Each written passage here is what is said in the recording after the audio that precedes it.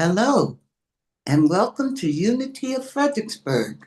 My name is Janetta, and I am pleased to welcome all of you to the Unity of Fredericksburg weekly online gathering.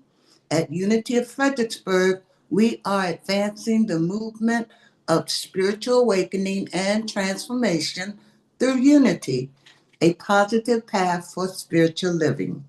We thank those of you watching on YouTube live or later and invite you to subscribe to our YouTube channel. If you are able to attend live, we encourage you to join us in the Zoom community room for the full Sunday morning experience, including music, prayer, and connection.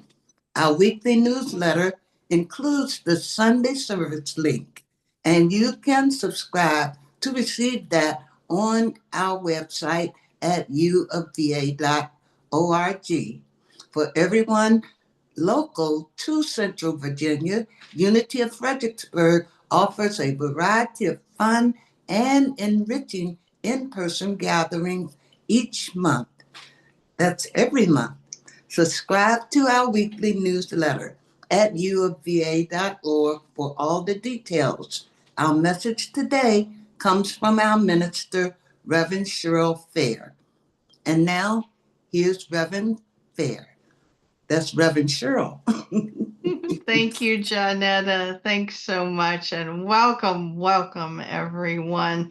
Everyone who is with me right now in the Zoom room, and those of you who are watching on YouTube, whether you're watching now or later, we appreciate having you as a part of the energy that is Unity of Fredericksburg, and your presence has energy. I promise you that. So our broadcast date today is Sunday, August the 24th, and we're here in the third quarter of 2025.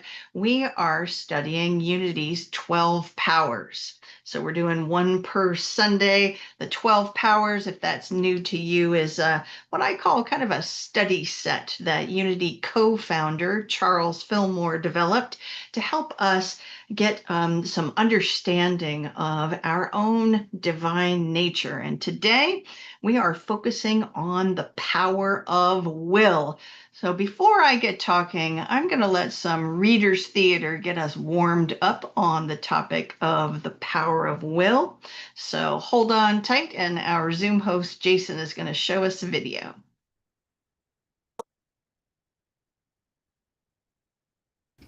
A reading from the Apostle Paul, 1 Corinthians chapter 13, verse 11. When I was a child, I spoke like a child. I thought like a child. I reasoned like a child. Will to. Will not. Will to. Will not. When I became an adult, I put an end to childish ways. Will you? I will. There have been times when I was troubled. I will if you will. Don't even start with me. There have been times when things got rough. Even if you won't, I will anyway. It's your free will. Have at it. Well, I will. Fine. Just keep your free will over there, and I'll keep mine over here. And then there was all that confusing business about God's will. How can that be God's will? That is not the God's will I signed up for. It all comes down to this. My will is my own executive power. If I will or if I won't is up to me. I have the ability to choose, to direct, decide, to determine, and the results are up to me.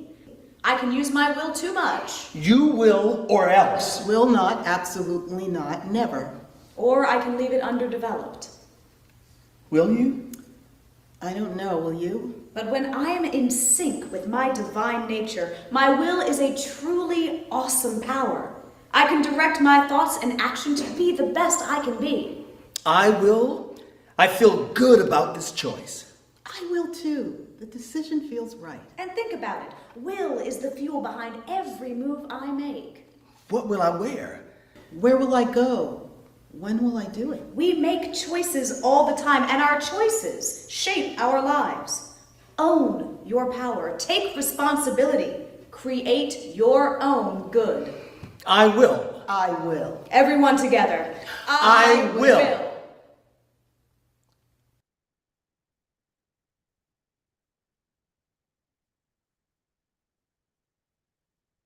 All right. I hear you all applauding for some wonderful actors and some readers theater to get us warmed up on the spiritual power of will. So let's do a little deeper dive, right? So Unity co-founder Charles Fillmore, in his book The 12 Powers, that was originally called The 12 Powers of Man, but we'll just call it The 12 Powers now. He describes the power of will as the executive power of mind. Now, you all know me. I like to look things up, so I asked the internet for a definition of executive: having the power to put plans, actions, and laws into effect. And our friends, the Reverend Doctors Paul Hasselbeck and Cher Holton, in the book Power Up, they define will as the ability to choose, decide, command, direct, and determine. So essentially, our power of will is the decider. Huh? The decider. Now, one of the things that we mention on these Sundays with the 12 powers is that our 12 powers work together. They're not, it's kind of like your body functioning, you know, your heart isn't out there on its own. It's connected to the lungs and everything is connected. So your 12 powers work together, especially the power of will. So Charles Fillmore says the will moves to action all the other faculties of the mind and seems to be the whole process. So it's connected with all those other powers, in particular connected with imagination and understanding, because Fillmore locates all of those powers right here in the front of our brain, inside your head there. But, you know, I like to just kind of tap the forehead. So here's Charles Fillmore on the will and understanding are very closely related. The understanding, comprehending all our speculative, the will, all our active powers. So you have that sense that in our, you know, imagine yourself and how you function. If you have a new idea, first you are imagining, right? You're imagining what it might be like. Then you're kind of learning about whatever this idea is, maybe doing a little research, coming to an understanding. And then that's all speculative, right? And then the will steps in to move us into action, to make the decision. Other partnerships with will that I want to mention would be what when we talked about the power of judgment or wisdom. So when we are in that discernment process of what is mine to do, our wisdom is evaluating, kind of doing the pros and cons, going, is this in alignment with who I am and who I say I am and what I do in this world? And the judgment does all of that, but will is the one that steps in and makes the decision. Now, we are familiar with will on a human level, right? We understand, as our actors mentioned, that we can we can be underusing our power of will. So we may feel indecisive or wishy-washy. So if this is you, I encourage you to do this little practice. Tap on your forehead, wake it up. Say to yourself, divine will is available, alive, and active in me now. You want to do it with me? Tap your forehead. Divine will is available, alive, and active in me now. One of the things we're doing as we go through the 12 powers is what I call embodied practices. So we are thinking about where these powers are centered in our body and working with that. So we talked about underusing our will. Overusing our will is also something that frequently happens. So we might show up as willful, inflexible, bossy, my way or the highway. So if you reflect on yourself and go, yeah, just hold on. We'll just keep listening. We're going to keep talking about that. But we're going to kind of shift right now to talking about this concept of free will, right? Humanity has free will, right? And there's frequently kind of a push and pull between our human free will and our spiritual will. This is a frequent theme in scripture, in mythology, in stories, right? So the free will is the basis of humankind in operation. And no matter what wise teachers say, I still get to choose. Even if my choice is a bad idea, it's my free will. I still get to make the choice, right? So that's our will on that human level. As Charles Fillmore said, man is a free agent in the possession and use of the faculty of will. Now, many of us grew up in religions of different kinds, and may have heard things about God's will, right? There are a lot of teachings out there about an outer God that is controlling and planning things. And so if things happen in my life, I fell down, I sprained my ankle, it's God's will, is how that kind of mindset might explain things. There's a real separation here between us as humanity and God as an outer entity, and that is not what unity teaches. Of course, the word is unity, right? Oneness. Now, the oneness that unity teaches is based on the example given to us by Jesus, who said, "The Father and I are one." And he gave that to us as an example of how we are to approach our own spirituality. So in unity, we are not teaching about a God that's out there holding a plan that we don't get to know about for your life and for the world. We see the divine as infinite potential, potential that we all have to access at the point of us individually. So unity's take on God's will, I will refer once again to the book Power Up by Paul Hasselbeck and Cher Holton in this chapter on the power of will. They say God's will, or what they say, the divine plan, is for each of us to make the very best choices to express the maximum amount of goodness, Godness, Christ consciousness we can at our present level of awareness. So that's how they describe what is traditionally called God's will, is that we're all here doing our very best. And they follow up that quote by saying, we do this by using our power, our ability of will at the highest level of consciousness. So our goal, if you will, if you're willing to accept it, is to develop our spiritual will, to, as much as we can in appropriate moments, put the human free will in the back seat and let our spiritual will lead the way. So let me read to you a quote from the Power Up book. So imagine how powerful your life could be if you called upon your most elevated level of consciousness to make the important choices in your life. That is what the ability of will is all about. So not your ego, not what you learned in school or from your family, but the divine level of will. So we see a particularly poignant example of this in the New Testament, in the stories of Jesus, and Jesus experiencing this kind of push and pull between the human will and the spiritual will in the Garden of Gethsemane.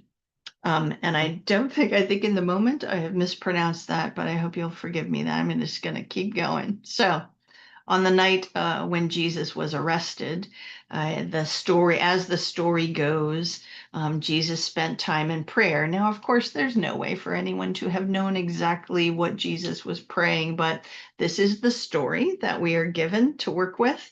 And it is very poignant because 3 times Jesus is depicted as praying, where his human will is saying, can you just, do I have to? Do I have to? Because this is really going to be hard. Can you take this cup from me?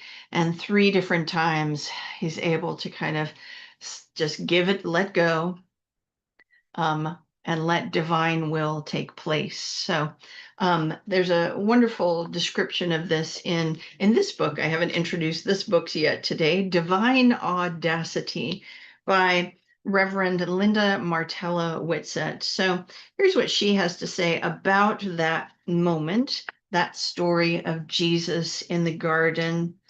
She's saying Jesus is his, not my will, acknowledged his human dread of the terrible position he was in. His "your will be done" marked his acquiescence to his overarching purpose, which was more important than his human safety.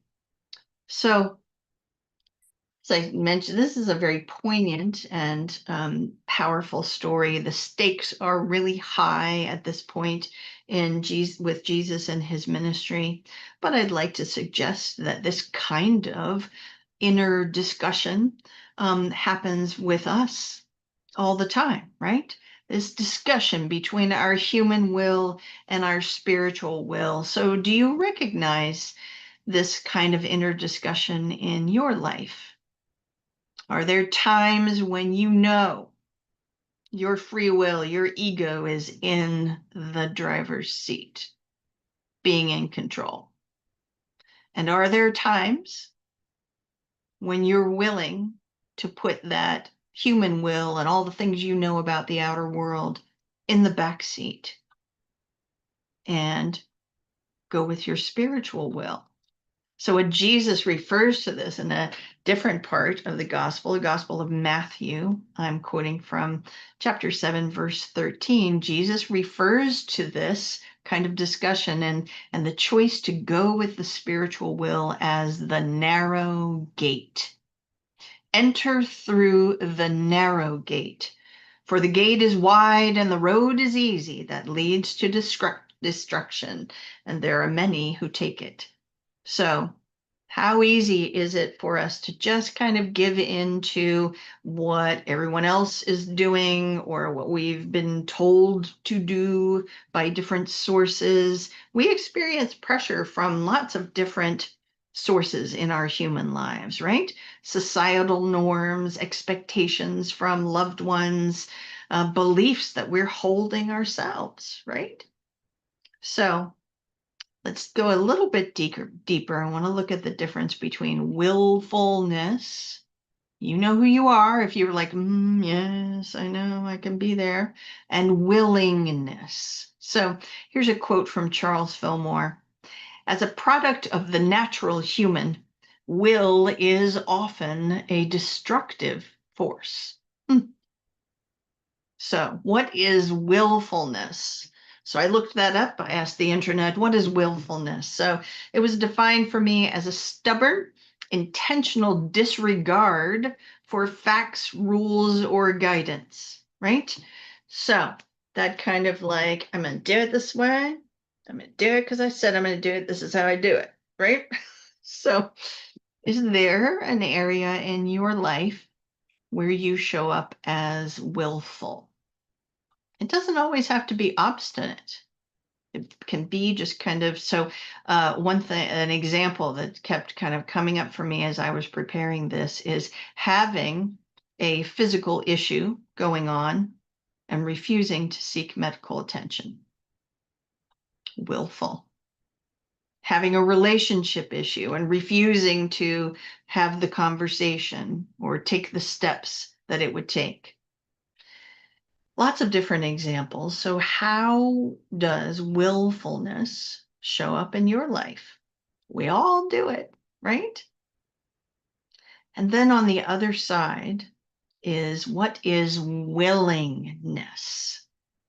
So willingness is defined by the internet, the AI of the world, as the quality or state of being prepared to do something, readiness. So I'm ready for a new opportunity, for a new idea, for a new way of being. I'm ready.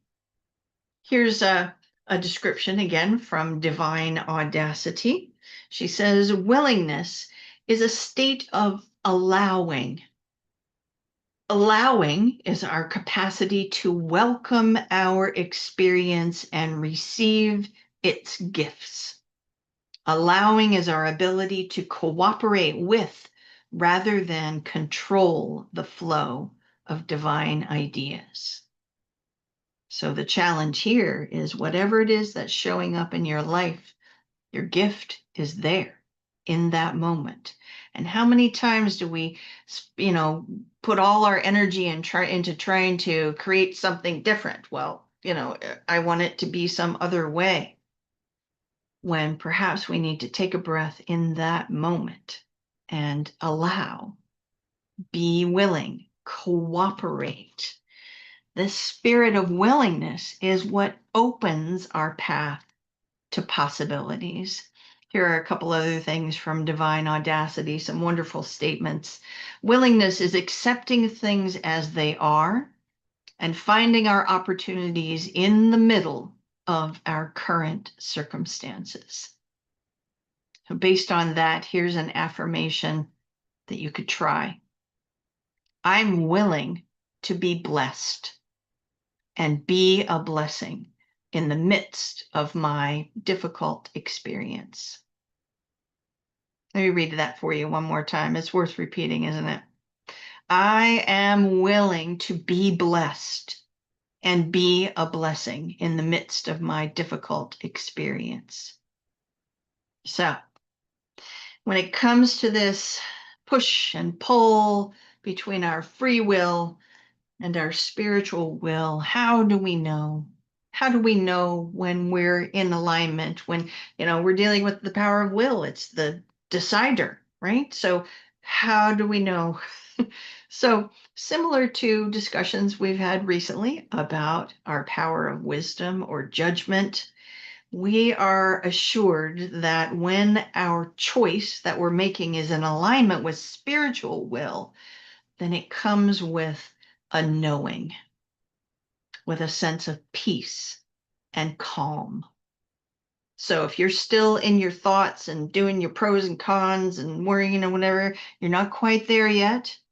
The knowing, how do we get there, comes from investing in a spiritual practice. Meditation, time spent in the silence. Charles Fillmore writes, this acquirement of a knowledge of the divine will is not the work of an instant. It results from patient and persistent spiritual study, prayer, and meditation. So have a practice. Have a time in your day where you intentionally quiet the human mind, focus on your breath or a candle or nature around you, and be still. And be sure, I give you this reminder frequently, do it again today. Be gentle with yourself, my friends. We all face challenges with this, right? As Charles Fillmore said, in the presence of collective consciousness, all people use the intellectual will to excess. The remedy is daily relaxation, meditation, and prayer. So, my invitation to you for the week to come is to practice making a list of what you're willing to consider, what you're willing to do, willing to say, or just consider, just think about. Make some clear statements. And there are some wonderful examples in Divine Audacity, where she gives us some examples of that. Let me find it for you. And I'll read this to you as we kind of wind up the talk and prepare ourselves for a time of meditation. Here she says, I will live in appreciation. I will devote myself to a daily spiritual practice. I will affirm my divine identity upon waking each morning. I will listen and respond to my body's needs. I will be a blessing to others. I will be the light of the world. I am willing. I am committed. I promise. So now we are going to move into a time of meditation together. During the third quarter, I have been using a meditation practice that was provided in Christ Enthroned in Man by Cora Fillmore, which is the second half of the 12 Powers book by Charles Fillmore. So take a deep breath, and we will follow this process given to us by Cora Fillmore as we quiet the mind, open the heart. And I'd like for you to focus on the crown of your head. This is the seat of the divine within us. I want you to sense a bright white light there at the crown of your head. And it's not a light that has no color. This is a white light that is composed of every color in the rainbow. If you like, you can place your fingers right there. And we'll do an affirmation here. Divine nature is awakening within me. Say it with me, friends. Divine nature is awakening within me. And now I want you to shift your attention slightly lower. Just drop it down to the forehead, to the front of your brain. This is the seat of our powers of imagination and understanding. If you wish, you can place your fingers there. We're going to do another affirmation. I'll say it once and then you can say it with me. I am aware of divine nature awakening within me. Say it with me. I am aware of divine nature awakening within me. Now keep your focus right there in the front of your brain at your forehead. And I want you to sense another light coming forth. This is a silver light. Silver, swift and sure, like polished steel. This is your power of will residing right there in your frontal brain at the forehead. If you wish, again, you can place your fingers there. We're going to affirm together, divine nature as will is awake in me. Say it with me. Divine nature as will is awake within me. And now, as we prepare for time in the silence, I'm going to share a little bit more from Divine Audacity. Breathe in these statements, my friends. I affirm my willingness. I am willing. I am willing to remain attuned to the source of all good. I allow life to unfold. I acquiesce to the truth, and I cooperate with the impulse of my divine identity. I am willing to be centered, unruffled as time passes and light shines on my path.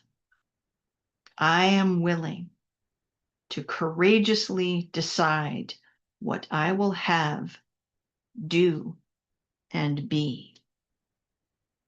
And now we will move into a few moments in the stillness, the silence together.